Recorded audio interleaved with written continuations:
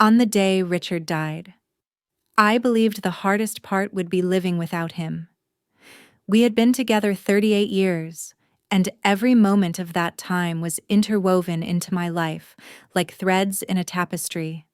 But 12 hours after the funeral, I discovered that grief was not the cruelest thing the universe could hand me. Betrayal was, that morning. I had sat in the front pew at his service, wearing the navy dress he always said made my eyes shine. I held my composure like armor while people whispered about how devoted I had been, how tirelessly I had cared for him during his illness. His son Marcus delivered a moving eulogy. His daughter Sarah read a poem. Even his ex-wife Patricia managed some kind words. I received condolences with quiet grace, determined not to collapse in front of them all. The reception afterward was at the house. My house. Though no one seemed to think of it that way. Distant cousins fingered the silver frames on the mantel. Sarah's husband kept prodding me about Richard's business affairs, and Marcus's wife Jennifer made pointed comments about the property's value. But it was Cynthia, my youngest stepson, David's wife, who cut me deepest. From the day she married into the family 3 years ago, she'd made it clear she thought me a parasite. She had watched me all day with her thin little smirk, whispering with Sarah whenever I left the room, calculating like a chess player waiting for her move. When the last guest had gone, I stood at the dishwasher with trembling hands when I heard their footsteps. Cynthia, with David behind her, Sarah and Marcus at her side. "Well, that's over," Cynthia announced. I thanked her for helping, still trying to keep civility intact. But she cut me off sharply. "Drop the act. Alberta, we need to talk about practical matters." Her words were knives. The house, Richard's assets, the business they were making decisions without me. She said I should start looking for somewhere more appropriate. Sarah chimed in, that upkeep here was far too much for me alone. My voice barely escaped as I asked, "Are you telling me to leave?" Cynthia's smile was cruel as she explained that I'd been just there. Not a partner, not a builder, merely a second wife with no stake. Marcus added that Dad would want them to be practical. David, my stepson, whom I had helped raise since he was 12, would not even meet my eyes. They suggested lovely senior communities, as if I were some helpless woman to be stored away. I felt my heart splinter. The grief of losing Richard was nothing compared to the sensation of being erased from my own life. Yet, as Cynthia ordered me to pack my bags, something unexpected bloomed inside me. Not rage, not despair, but a quiet, calculating coldness. "Okay," I said simply. Their faces faltered, unprepared for my compliance. I finished loading the dishwasher and turned my back while they whispered excitedly in the next room, dividing what they thought was theirs. That night, I packed only 2 suitcases, leaving behind jewelry, artwork, clothes, everything Cynthia was already mentally cataloging. Let them think they'd won. The next morning, I checked into a Hampton Inn under my maiden name, Alberta Morrison, anonymous, invisible, exactly what I wanted them to believe. But invisibility was not weakness, it was strategy. My first call was to Harold Steinberg, our attorney of 25 years, though Richard's family never knew he had also been mine. When he arrived, I explained the events of the night before, how I had been dismissed as nothing. His jaw clenched as I spoke. "Do they have any idea about your actual situation?" he asked. "None whatsoever," I replied. "Richard and I had chosen secrecy long ago. He let the world believe he was the sole provider, while the truth was far different." "Are you sure you want to proceed?" Harold asked. I looked out at the parking lot full of ordinary cars, at people with ordinary lives. "I'm sure." Harold explained that everything significant had been transferred to me over a decade ago. Richard's plan to protect me from this very scenario. Within 48 hours, all transfers would be in motion, uncontestable. The house itself, the one from which they had tried to evict me, had been legally mine since 2008. I could throw them out immediately, but I didn't want immediacy. I wanted them to show themselves fully first. That afternoon, I drove past the house. Through tinted windows, I watched Cynthia directing movers like a general, bringing in her own furniture as though staking permanent claim. I received a text from David wishing me well in finding a nice place, as if he were sending a discarded aunt to a retirement home. They had no idea that the documents proving my ownership sat in a safety deposit box downtown, along with deeds, certificates, and titles worth more than they could imagine. They thought Richard's modest consulting firm was our livelihood. They had no clue about the apartment complexes in Manhattan, the office buildings in Boston, or the warehouse in Soho now valued at $28 million that I had transformed into luxury lofts. At the bank, my advisor Margaret Chen read Harold's paperwork, her eyes widening as she absorbed the scope. "Mrs. Morrison, I had no idea you were managing such substantial assets," she whispered. "Privacy was important," I replied. "But circumstances have changed. Transfers began immediately. That evening, my phone buzzed with a voicemail from Cynthia. Her tone was uneasy. "We found some confusing paperwork in Richard's office. Could you call me back?" I deleted it. Let them twist. For 3 days. I ignored their increasingly frantic messages. I spent my mornings making calls from the hotel's business center, speaking to property managers, investment advisors, architects. The world they thought they had claimed was a world they had never owned. By Friday, Harold called with news that made me smile for the first time since the funeral. "They've hired an attorney," he said. "They want a formal reading of the will. Monday at 2:00 p.m. Perfect." That weekend, I shopped. Not discount widow's clothes, but the navy suit of a woman of substance, paired with pearls and Richard's anniversary watch. On Sunday, I moved from the Hampton Inn into the Fairmont penthouse. A reminder to myself of exactly who I was. On Monday afternoon, I walked into that law office ready to stop being invisible. The law office was buzzing with quiet tension when I arrived.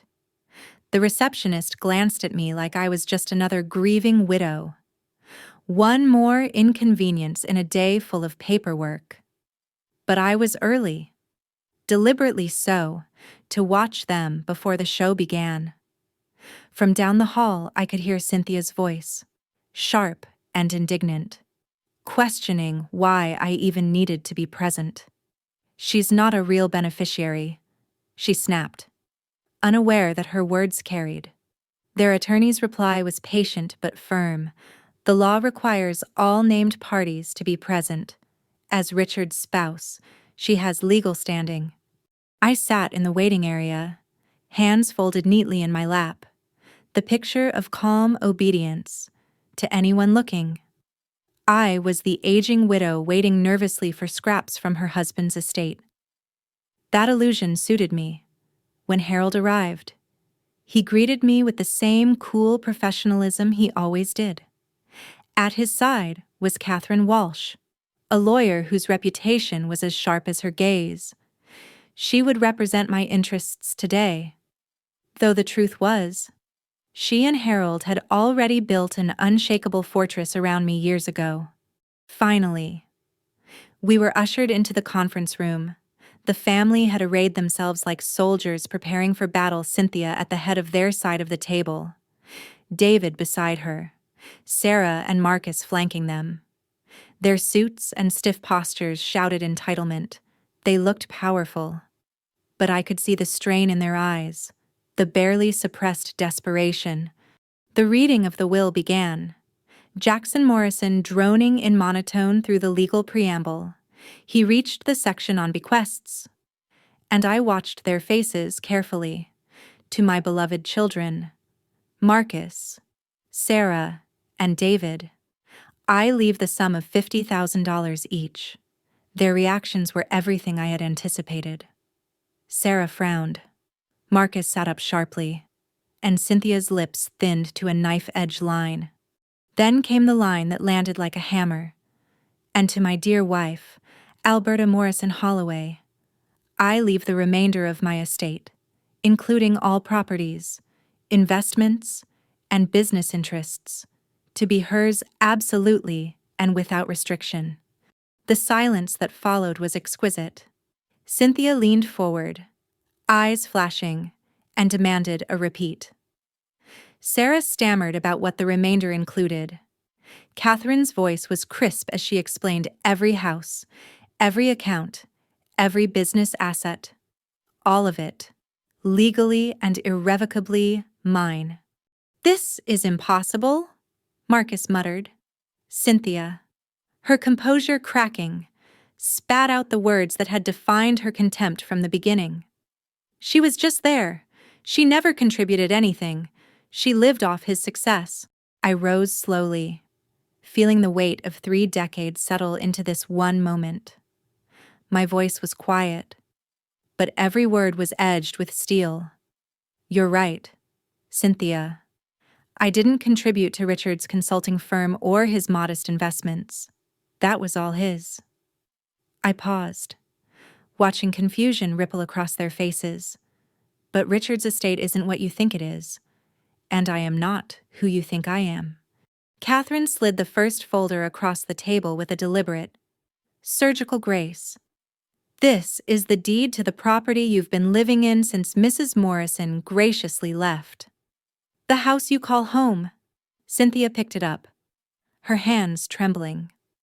When she saw my name as sole owner, her face drained of color. "That can't be right," Sarah whispered, grabbing at the paper. Harold leaned forward. "It's correct. Richard refinanced in 2007 using Alberta's capital. Ownership transferred to her then." "What capital?" Marcus demanded, his voice rising. "She never had any money." "Oh, but she did," Catherine replied, sliding over the next set of documents. "Morrison Holdings, LLC. My company, my properties, my empire, built quietly over decades while Richard was the public face. Apartment complexes in Manhattan, office buildings in Boston. The converted warehouse in Soho valued at $28 million. The room cracked like glass under pressure. Sarah's breath hitched. Marcus slumped back in disbelief. And David finally spoke, his voice almost childlike. "So when Cynthia threw you out, you were being evicted from your own house." "Exactly," I said softly. "And when she called me a parasite, she was insulting the person who had been paying the mortgage, the taxes, the bills, all of it for years." Cynthia's voice was a whisper now, stripped of its former venom. You let us think."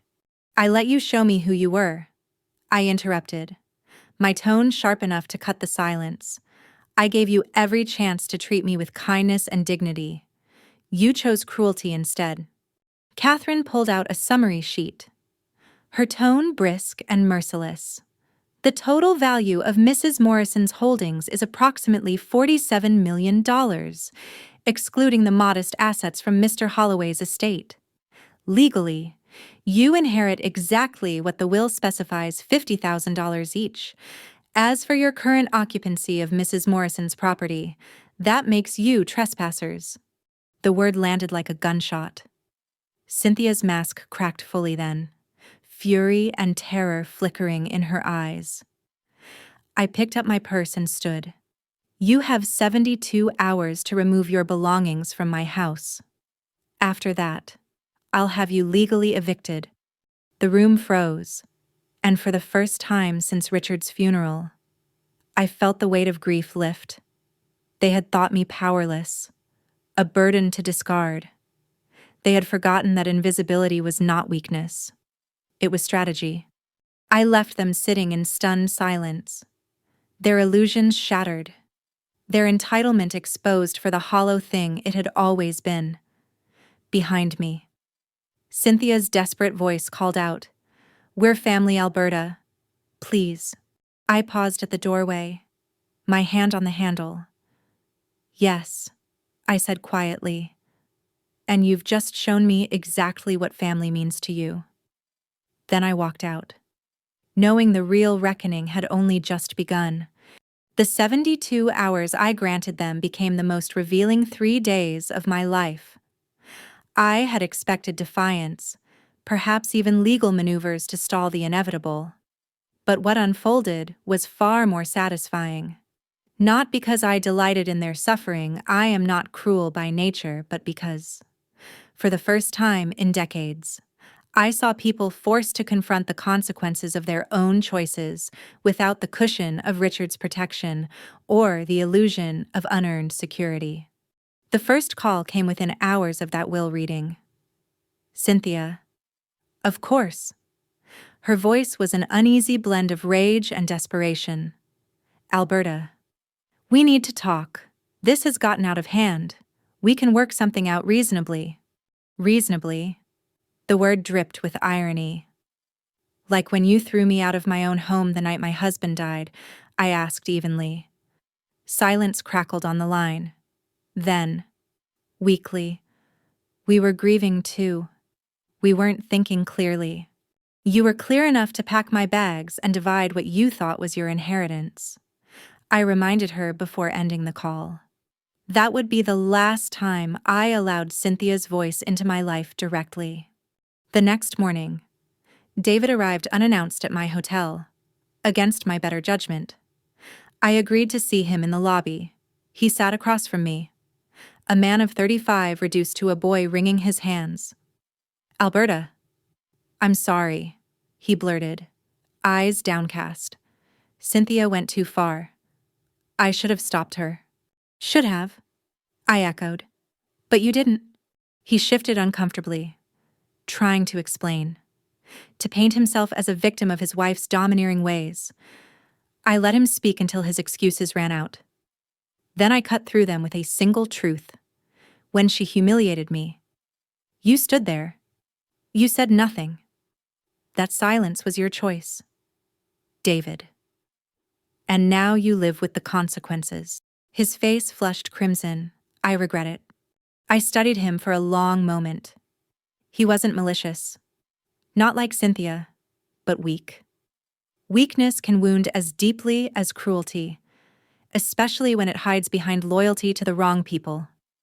"You have until tomorrow evening to leave my house," I told him firmly. "After that, the locks change, and then you figure out how to live without leaning on money that was never yours to begin with." David swallowed hard, tears glinting in his eyes. "Cynthia won't survive this." "No," I said quietly. "She'll learn from it. Or she won't. That's no longer my concern." By Friday evening, curiosity pushed me back to the house to see whether they had honored my deadline. The driveway was packed with cars, Marcus's truck, Sarah's sedan, even 2 vehicles I didn't recognize. When I stepped inside, uninvited, the room fell silent. They had gathered like a council of war, with Cynthia in Richard's favorite chair, Sarah and Marcus on either side, and David hovering miserably by the window. The 2 unfamiliar faces turned out to be Cynthia's parents, Tom and Linda Patterson, reinforcements, I realized, drafted into her campaign of entitlement. "Alberta," Cynthia began, standing with forced dignity. "We were hoping to reach a reasonable settlement." I raised an eyebrow. "For what?" "The house. Obviously, David and I have put work into it. Improvements. We think we deserve compensation." A laugh bubbled up in me, dry and sharp. "Compensation for living rent-free in my house for a week." The Pattersons shifted uncomfortably. Linda cleared her throat. "Cynthia told us there was confusion about Richard's will. That things were unclear. There's no confusion, I said calmly. Richard left modest sums to his children and everything else to me. What you assumed was Richard's property was mine long before he died. Their faces showed dawning comprehension, and I knew then that Cynthia had spun them her self-serving tale, but the truth was simpler and sharper. Your daughter evicted me from my own house the night of my husband's funeral. I continued. She called me a leech, a bloodsucker, while sitting in a home I paid for, surrounded by comforts my investments provided. Linda's expression hardened with maternal disappointment. Cynthia Marie Patterson, she said in a tone that froze the room. Tell me you didn't do what she's saying. Mom, it's complicated. It's not complicated, Tom snapped, his face red. It's shameful. We raised you better. He turned to me, voice heavy with regret. Mrs. Morrison, I can't undo what my daughter has done, but I can apologize. I inclined my head. Their shame was punishment enough. The final pillar of Cynthia's support crumbled that evening as her parents walked out in silence, unwilling to defend her cruelty. After that, the exodus was swift. Marcus and Sarah packed without meeting my eyes. David moved like a man trapped in a fog of regret.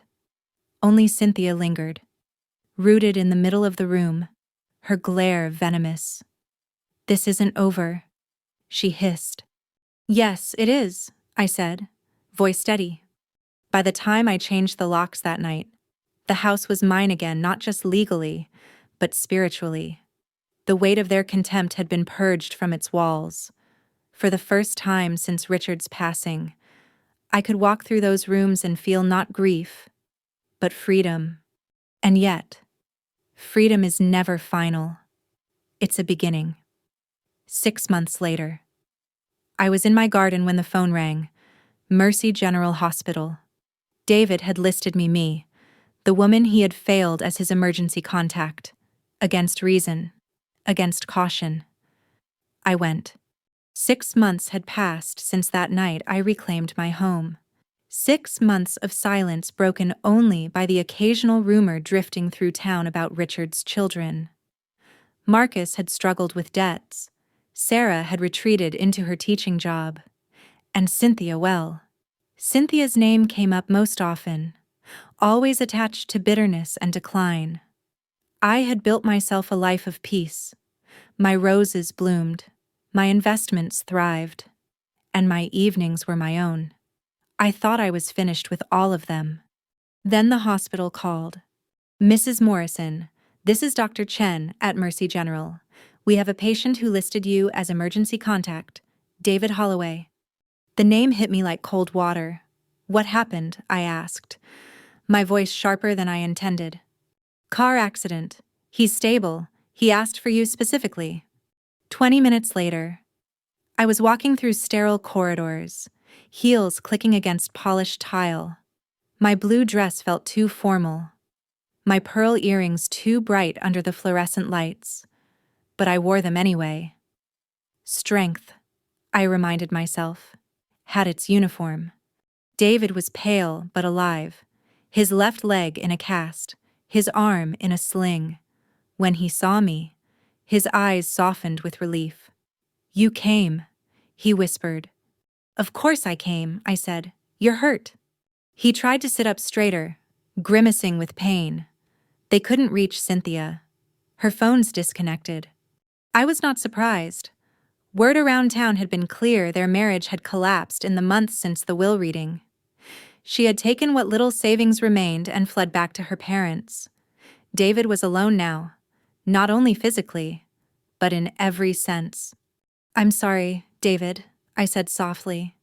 His gaze fixed on me, searching, desperate. Are you after everything we did? The question struck deeper than I expected.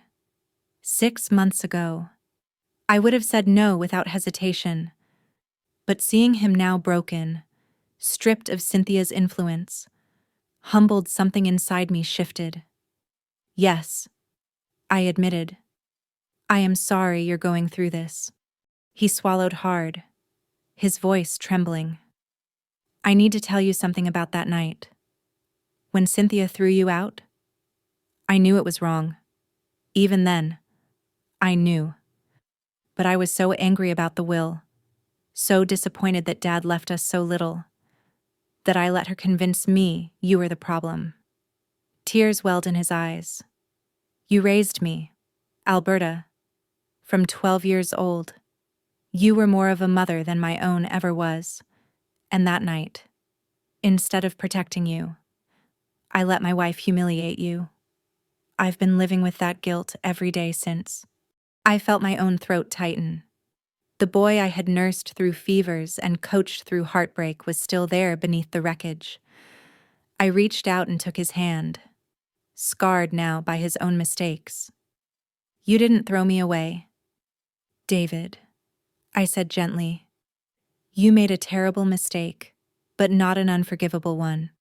His grip tightened, desperate. How can you say that after what we did?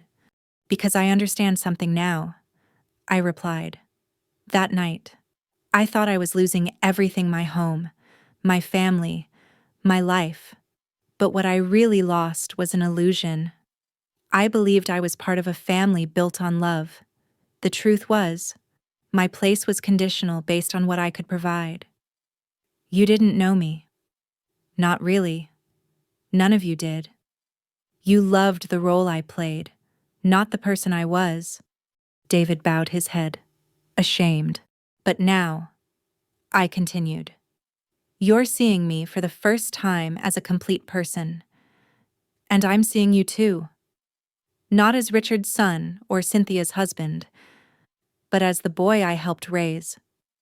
Now a man learning to face his own consequences. Where does that leave us? He asked, voice raw. I thought carefully before answering.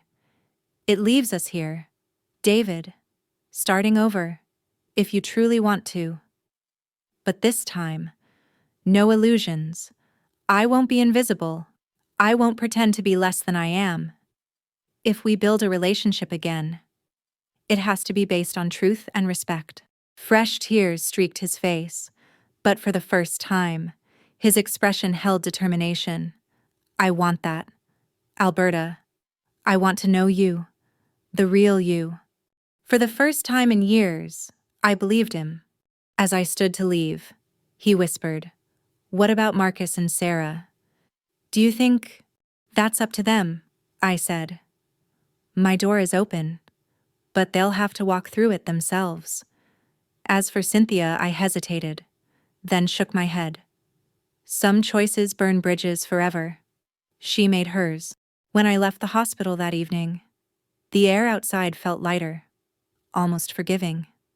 My phone buzzed with missed calls from Marcus and Sarah, hesitant voices on the voicemails, tentative apologies, requests to talk. I didn't answer. Not yet. Forgiveness, like trust, is earned slowly. I walked into my garden at sunset, the roses glowing pink in the last light. My life, for the first time in decades, was entirely my own. I had the freedom to choose distance or connection, solitude or family, and that freedom, I realized, was worth far more than $47 million. The days after David's accident unfolded with a strange quiet. For years, my life had been defined by other people's demands: Richard's illness, the children's expectations, Cynthia's contempt.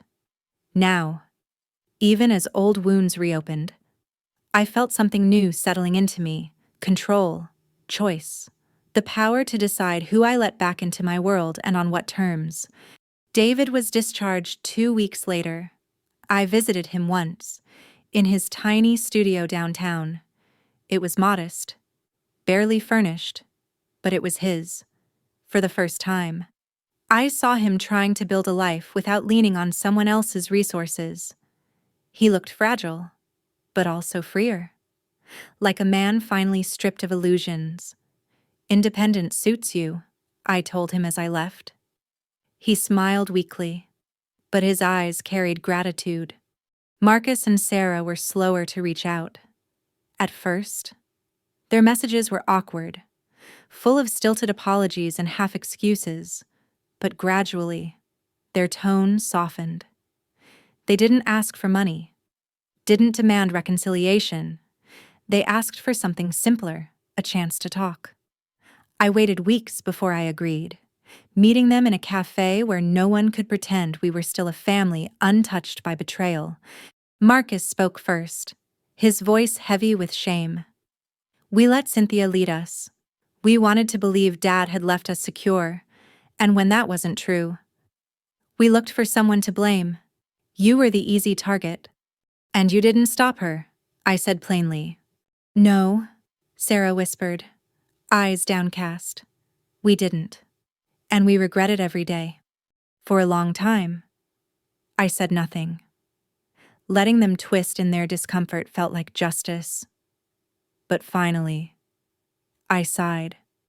Regret means little without change. If you want something with me, you'll have to build it slowly. No assumptions, no entitlement. Just honesty. They both nodded, relief visible on their faces. I didn't forgive them then. Not fully. But I opened a door. What they did with it was their choice. Cynthia, however, remained silent. Word spread that her marriage to David had collapsed completely. She had returned to her parents' home, her reputation tarnished, her arrogance shattered. She never contacted me. Perhaps she couldn't bear to. Perhaps she believed she still had nothing to apologize for. Either way, she was a chapter I had closed. Life moved forward. My roses bloomed brighter that summer, and the house felt lighter without the shadow of resentment clinging to its walls. I traveled to New York to check on my buildings, met with architects in Boston about a new renovation, and spent evenings on my porch with a glass of wine, watching the sky turn violet at dusk. For the first time, I wasn't living for Richard, or for his children, or for anyone's expectations. I was living for myself. One evening, months after it all, David came to visit. He walked with a slight limp, but there was strength in him I hadn't seen before. He brought no excuses, no requests, just himself. We sat in the garden, the scent of roses in the air, and he said, I don't expect forgiveness. Alberta, I just want the chance to know you now, as you are. And I realized then that this quiet honesty was what family was supposed to be. Not entitlement, not manipulation, not conditions tied to money or property, just showing up, flawed but willing. As the sun dipped below the horizon, I felt a peace settle over me. The battles were behind me. The lessons remained. I had lost Richard, but in that loss, I had found something else: clarity. People will show you who they are when they think you are powerless. Some will betray you, some will abandon you, and some, eventually, will surprise you by finding the strength to change. What mattered was not the money, not even the $47 million that had once seemed like the heart of the story. What mattered was the freedom to choose who to forgive, who to keep close, and who to let go. So if you take anything from my story, let it be this: never underestimate your own worth, and never allow others to define your place. Family is not just blood, or law, or obligation. Family is who shows up when the illusions fall away. Thank you for staying with me through this journey. If this story touched you, don't forget to like, share, subscribe, and comment below. I'd love to hear your thoughts and experiences.